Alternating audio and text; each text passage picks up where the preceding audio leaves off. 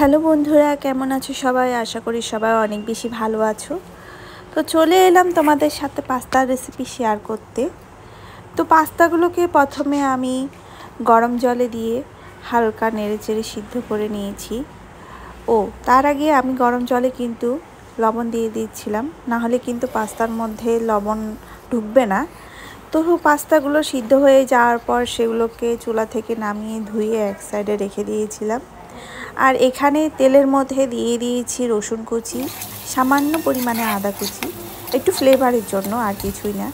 আর দিয়ে দিয়েছি চিংড়ি মাছগুলো দেখে কিন্তু তোমরা কেউ হাসবে না, যেহেতু চিংড়ির দাম অনেক বেশি, তাই শুধুমাত্র ফ্লেভারের জন্য এখানে আমি জাস্ট 2টা চিংড়িকে একটু ভাগ করে ব্যবহার করে নিয়েছি।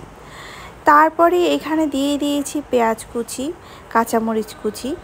এগুলো দিয়ে তেলের মধ্যে হালকা নেড়েচেড়ে যখন একটু হালকা ভাজা হয়ে গেছে, তো আমি এর মধ্যে ফ্যাটানো ডিম দিয়ে তারপরে নাড়াচাড়া করে মিশিয়ে নিয়েছি।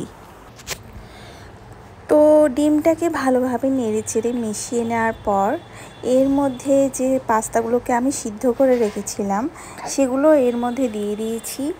তারপর এটাকে ভালোভাবে নেড়েচেড়ে মিশিয়ে নিচ্ছি।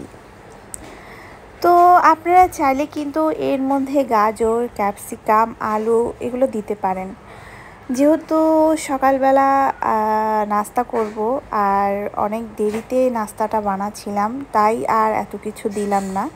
জাস্ট ডিম, পেঁয়াজ, কাঁচামরিচ এগুলো দিয়েই রান্না করেছি তাড়াতাড়ি হওয়ার জন্য। তো এখানে দেখতে পাচ্ছেন আমি এরপরে কিন্তু লবণ, ম্যাজিক মশলা, টমেটো সস আর সয়া সস দিয়ে ভালোভাবে নেড়েচেড়ে মিশিয়ে নিচ্ছি।